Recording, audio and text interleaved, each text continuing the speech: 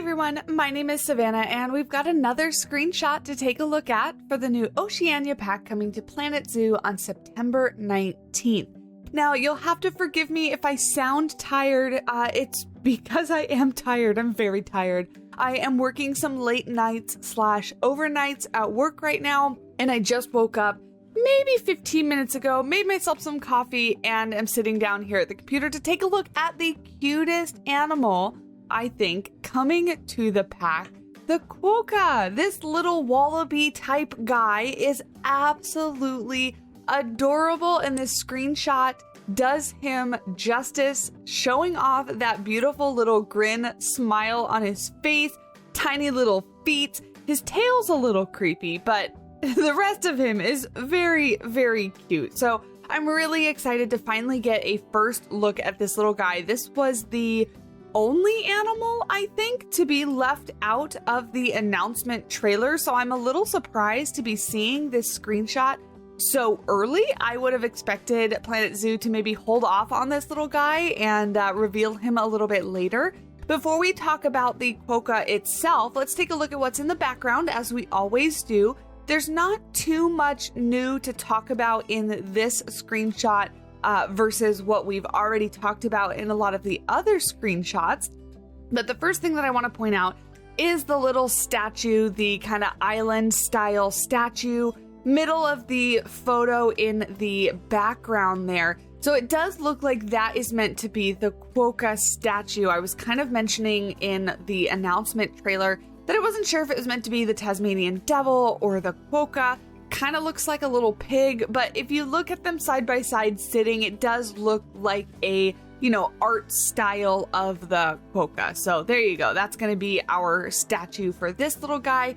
We get a more up-close look at one of the boats that were in the announcement trailer. Very cool piece. I'm really not sure exactly how I'm going to use it, but I know more fantasy builders like Estan are going to go crazy for that. I just don't know in what context I'll be using it, but we'll see. I've said that about a lot of pieces that I end up using the crap out of, so we'll have to see.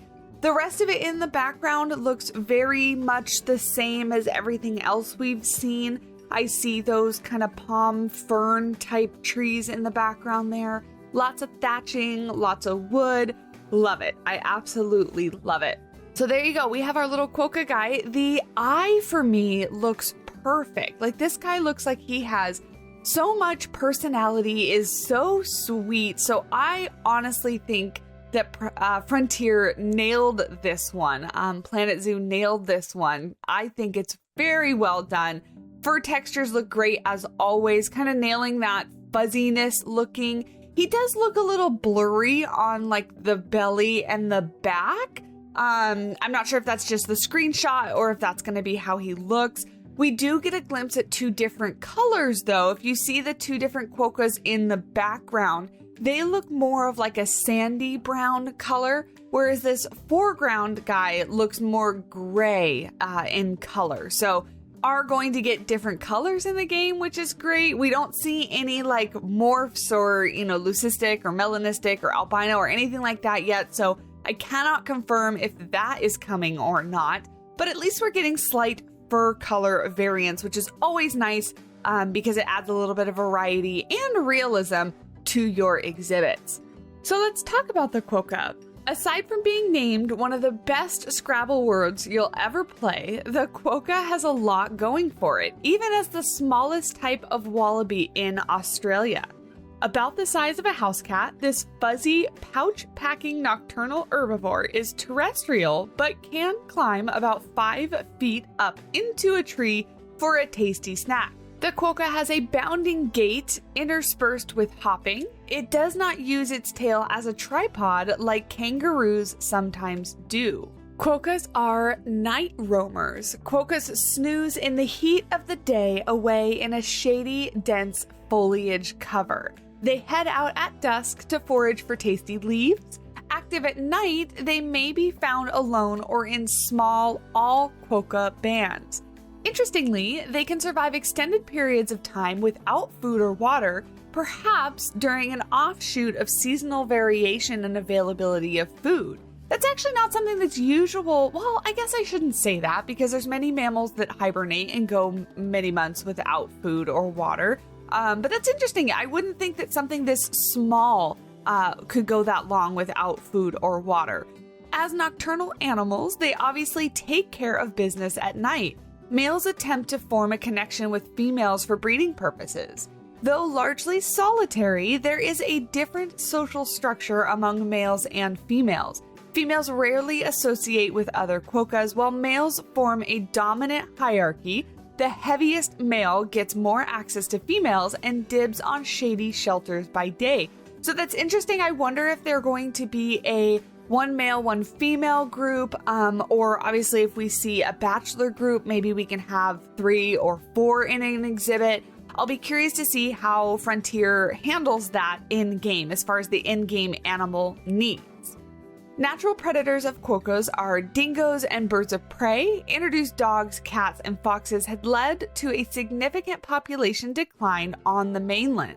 While not exactly a foreboding presence, nor possessing a formidable bite or kick, it appears the quokka's strategy is to avoid conflict in the first place, so running and hiding. Failing that, they opt for swift flight through dense grasses and shrubs. They shelter by day in areas with thick vegetation.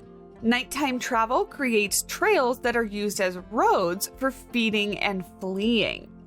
So there you go, a little bit about our quokka friend there. I'm so excited. I have seen many people bring up the issue of the fact that these guys are nocturnal, and we see them here in this screenshot, very broad daylight in an open air exhibit. So I'll be curious to see how Frontier handles the needs for these guys. I'm assuming very similar to things like the Chinese pangolin that's also nocturnal. There really isn't like a nocturnal aspect to Planet Zoo, so I don't imagine that this guy will be any different. However, that's the beauty of doing what you want to do and building in sandbox or making a franchise exhibit work. You can build it indoors and you can make it a nocturnal exhibit. So that is likely what I will be trying to do, although you know how much, if you're not new to the channel, that I don't like interiors.